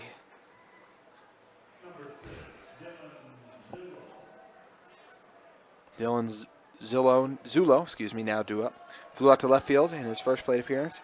In his second, was retired on a chopper. He drilled to third. Dead center delivery by Jaden Keebless. Looking to help the Titans to remain on top. A reminder, the winner of this one, and as Zulo takes that one off the back, so he's heading to first. So now the tying run up to home plate. A reminder, the winner of this one in action at 4:30 today. The loser will go home, but if the winner is able to beat American Fork at 4:30, we will have another game tomorrow at 4 o'clock here at UCCU Ballpark. But if American Fork is able to beat whoever emerges from this game, then they will move on to the state championship game. 0-1 the count. Moody struck out in his first plate appearance and was retired after grounding over to third the last time we saw him.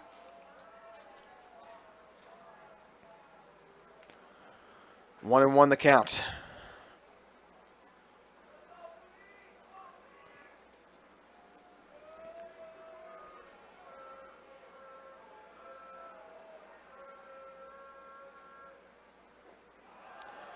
A low delivery for ball 2. It was a 1-run victory for Syracuse the last time they played Riverton, as they barely held on in the 7th. They didn't score any runs in the 6th, which was the big difference for them last time, but they added more runs through the first couple innings. This ball sent sky high into center field, stumbling around and unable to get to it in time out there is Dawson Raymond, and that's bringing in a run for the Silverwolves. In fact, they might decide to send Moody home, and they actually will send Moody home. It's going to be a foot race. The throw doesn't come in time. We are tied up at UCCU Ballpark, 4 apiece off our first inside the park home run of the week. What a colossal hit from Carson Moody to bring in not just Dylan Zulo from first, but himself.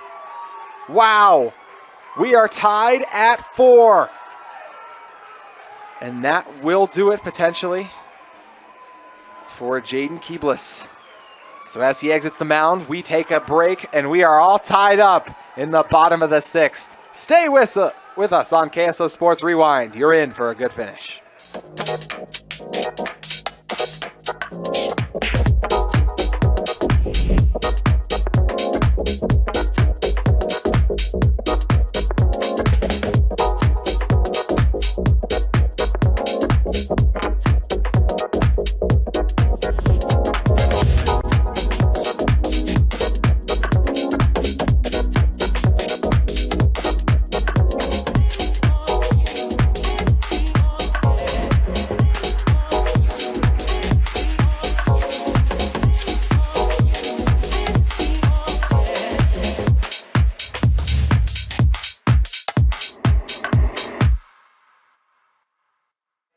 Following the mega hit from Carson Moody, Jaden Keebless' day is over, and Caleb Wilson now comes in on the mound for the Titans.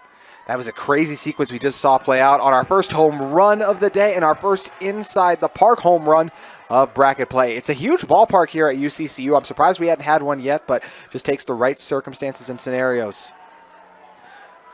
Remington Robbins, the pitcher who's just taken over for the Silverwolves, now due up. He hits a slow roller, and it's the definition of a slow roller. The barehanded throw won't get there in time, as Remington Robbins is safe on first.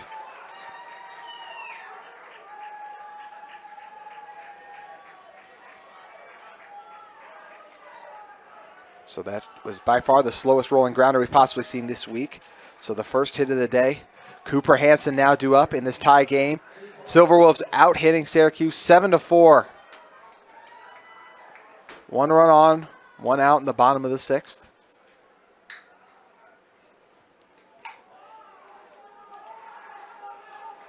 We're going to see a meeting come together between our umpires. Not entirely sure what the discussion is,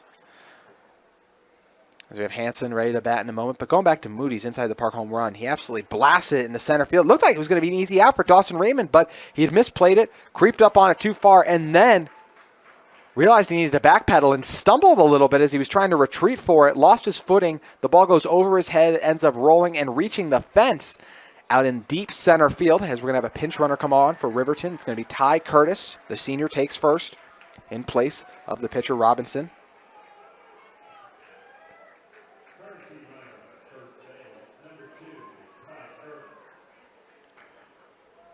But going back to the inside of the Parker, as he boomed it out there, Zulo was flying once he realized, and he was able to make it home. And not far behind him was the speedy Moody. And because of how long it took the Titans to get the ball in, and then even the throw-in time from the outfield to the infield home, it wasn't even a diving situation, as Moody was easily safe. So 2 runs scored in the bottom of the 5th and the bottom of the 6th have this one tied up. No outs and a runner on first. Hansen pulls ahead in the count, 1-0 off that delivery.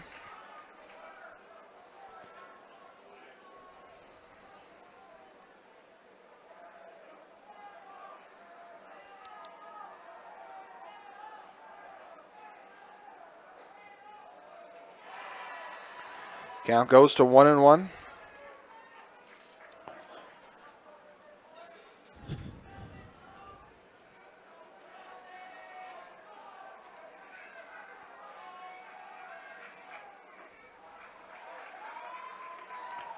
High delivery for ball 2.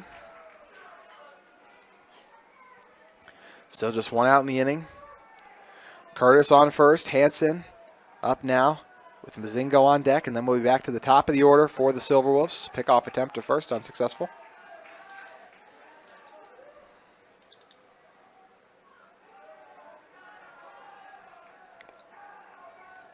2-1 the difference. Hansen hammers one. Into center field. Back on it is Raymond. He keeps his footing this time and gets the second out. So Curtis retreats back to first after Hansen was retired. Stein Mazingo now due up. Last time we saw him,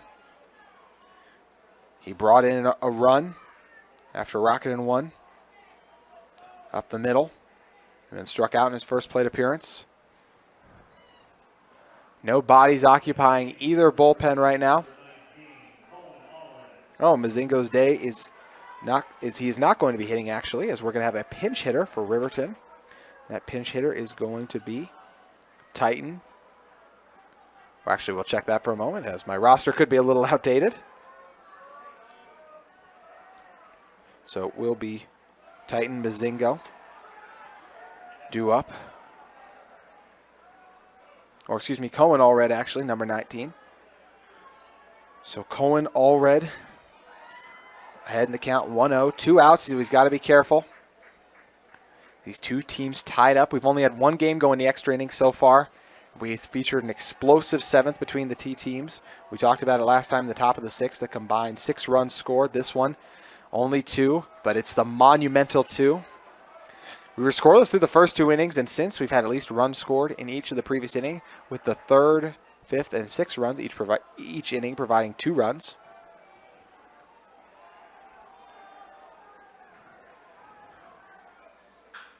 One and one the count as this ground ball will break free into center field. 2 runners on base. As Cohen Allred comes in and makes things happen. That'll bring up Caden Allred with the leading run to second and a runner on first as well. Allred in his 4th at-bat of the day. Last time we saw him flew out to center field. Before that, boomed a grounder right up the gut and also flew out to center field in his first plate appearance. 2 outs, so he's got to be careful. Battling against Wilson. Wilson, the low delivery for ball 1.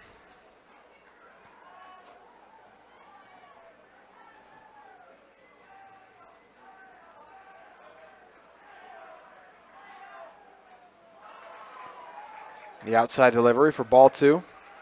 2 outs in the inning, but Wilson in danger of loading the bases if he walks Caden Allred with Zach Edwards on deck. If Riverton was able to score a run here, they would be 3 outs away from punching their ticket into the semis.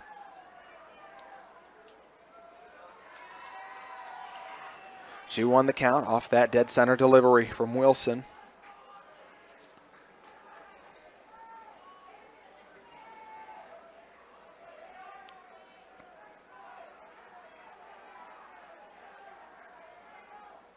Allred blasts it into center field. Raymond on top of it makes the grab. We are tied heading into the 7th at 4. Will it be the Syracuse Titans or the Riverton Silverwolves? Stay with us on KSL Sports to find out. 7th inning up next. 7th inning action set to get underway in our tied ball game. We were scoreless through the first 2 innings, and then Syracuse added 2 runs in the top of the 3rd to take the early lead. They had also added a run in the 4th and the 5th. So going into the bottom of the 5th, it was a 4-0 advantage. But the Silverwolves would go on to score 2 runs in the bottom of the 5th and 6th to tie this one up. Only one team can advance. The other will see their season come to a close. Remington Robbins was sharp, taking over on the mound in the previous inning, and be tasked with doing so again here. Due up for the Titans will be Taggart Hamblin, Carson Miles, and Jake Hopkins. Robbins was able to strike out Martin and force Brock Hopkins to fly out to center field.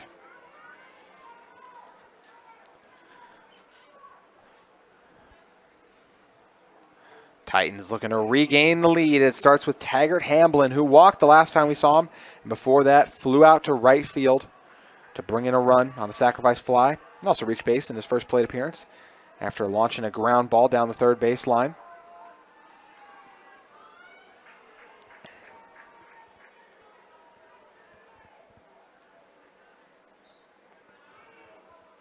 Mentioned the top of the 7th last time for the Titans. That one run they scored ended up being enough to hold on for the victory, because even though they surrendered 3 in the bottom of the 7th, they had 7, and the Silverwolves only reached 6th as they left 3 Silverwolves stranded on base in that one.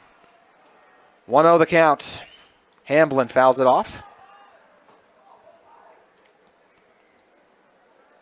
5 hits now for Syracuse, 8 for the Silverwolves, 2 errors charged against Riverton, 1 for the Titans. Hamblin. It's the outside delivery pass for ball 2.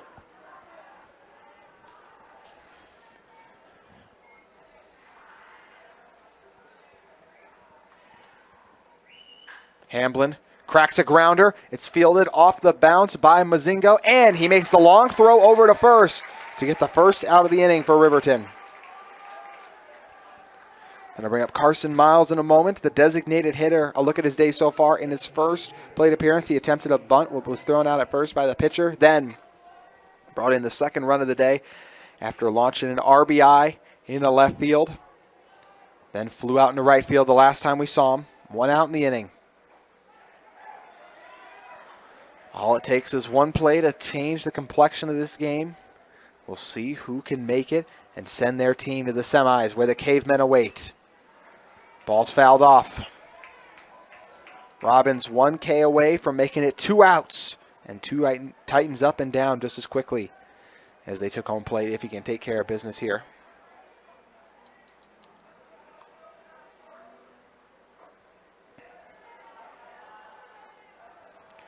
The outside delivery for ball 1.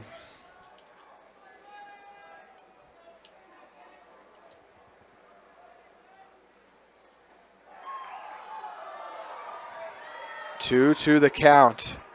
Riverton faithful thought that was a strike as they shake their heads in disbelief. Miles has fought his way back in the count, but goes down swinging on the drop 3. And the tag by Allred. We've seen some crazy finishes this week at UCCU Ballpark, and we could be in for one here. 2 outs now. And Jake Hopkins due up. Hopkins, so many big hits overall.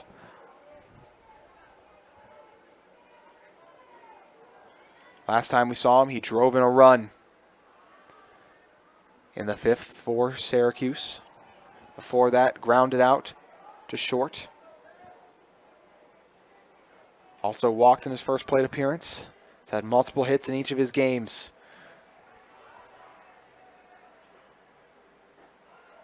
He's reached base multiple times in the previous game, as he had 1 hit a game ago against American Fork, and the other was a walk. 1-1 in the count. Robbins delivers the inside ball 2. Hopkins has been very patient inside the batter's box, taking the pitches he's been given and making good decisions on when to swing and when to hold back.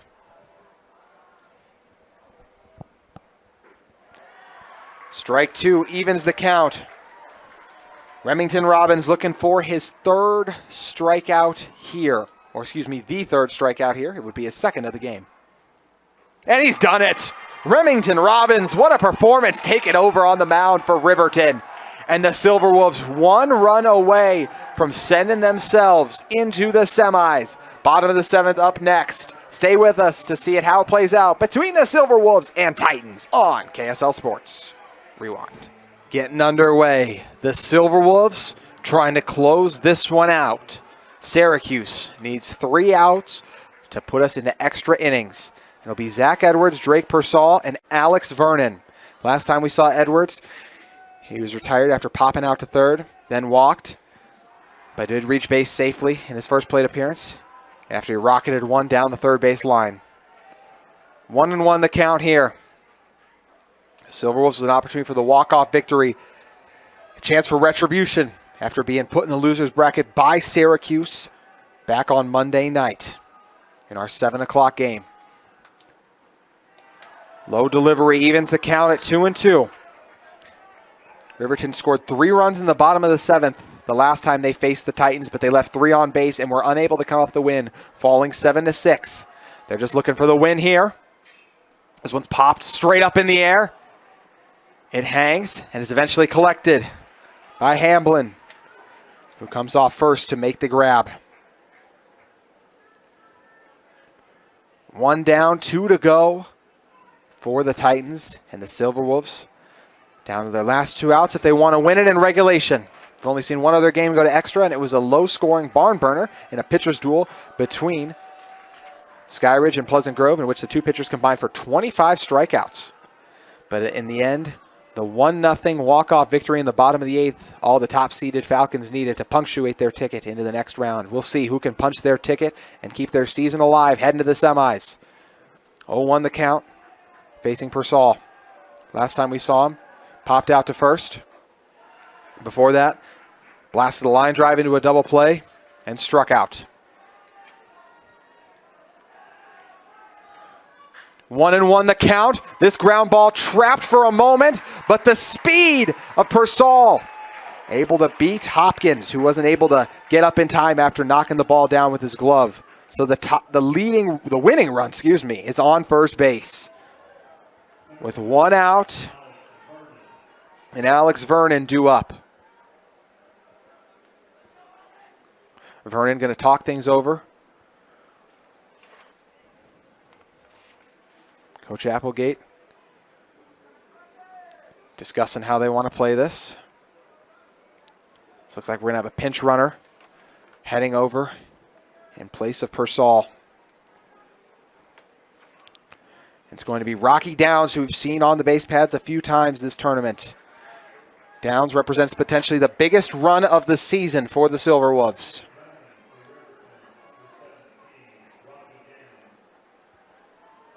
Alex Vernon struggled in the first game outside of one booming shot into right field. He had a double in that one, but was retired the 2 other times. Found some momentum in yesterday's action against Westlake, bringing in 2 runs off 2 monster hits. Is yet to reach base today, struck out and flew out to left field in the other 2 plate appearances.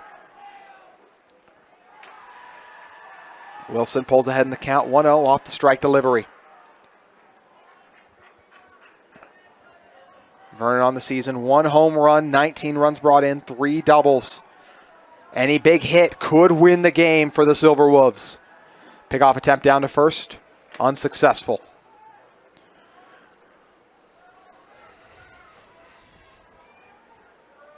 Oh, 1 the count.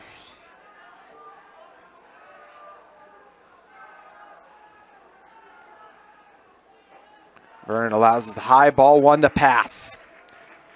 Dylan Zulo on deck. And then Carson Moody in the hole if they could reach him. Last time we saw Moody, he launched the inside the park home run that tied this game up in the bottom of the 6th. Another unsuccessful pickoff attempt down to first, as they try to keep Rocky Downs honest and close to the base pad.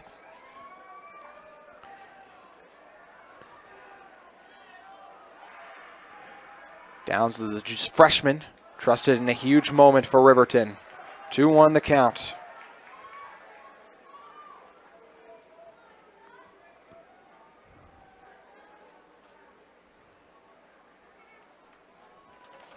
The count.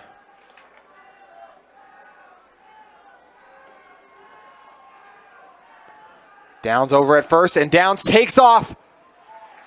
It's going to be an unsuccessful pickoff attempt, as they decided not to throw it, as it just came off the hand that time, weirdly, of Martin, or he didn't have a good grip on it, but either way, the freshman over on second. 3-1 the count off that ball delivery. Vernon looking to reach base. 1 out in the inning. Wilson calls for a time for a moment.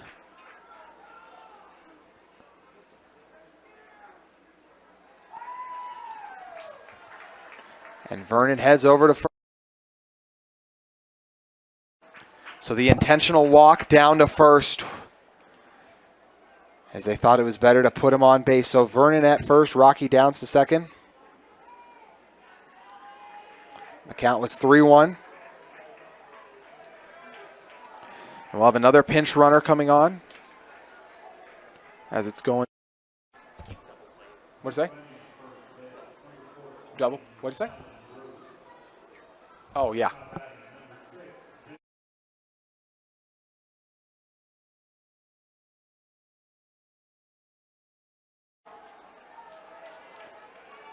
So 2 runners on base, 1 out. The intentional walk to keep the double play available. Dylan Zulo due up. Now, last time we saw him, he was hit by a pitch. Zulo pops this one straight up in the air, giving chase and making the grab as the center fielder, Dawson Raymond. So Zulo retired with 2 on base, 2 outs in the inning. Silverwolves down to their final out if they want to win it in regulation. And it comes down to Carson Moody. Struck out in his first plate appearance and grounded out to third. But before that, after that, he launched an inside the park home run that he rocketed into right field.